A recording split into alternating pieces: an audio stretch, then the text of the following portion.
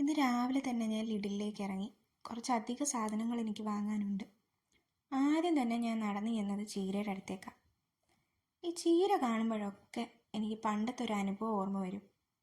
കുഞ്ഞിലെ മമ്മി എന്നോട് പറഞ്ഞു, ഇന്ന് എനിക്ക് നൈറ്റ് ഷിഫ്റ്റാണ്, അതുകൊണ്ട് സ്കൂൾ കഴിഞ്ഞ് നേരെ അമ്മ വീട്ടിലേക്കുള്ള ജീപ്പിൽ കയറി പൊക്കോണം, വീട്ടിലാരും ഉണ്ടാവില്ല എന്ന്.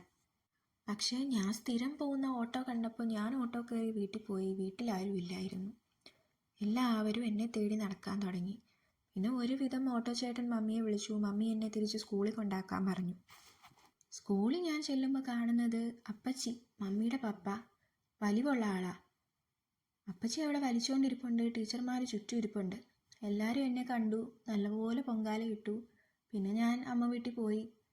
അന്ന് അവിടെ ചോറിന് കറി ചീരയായിരുന്നു. പക്ഷേ എനിക്ക് തിന്നാൻ പറ്റിയില്ല. കാരണം അമ്മാതിരി തെറിവിളിയായിരുന്നു എല്ലാവരും എന്നെ ചുറ്റും ഇരുന്ന്.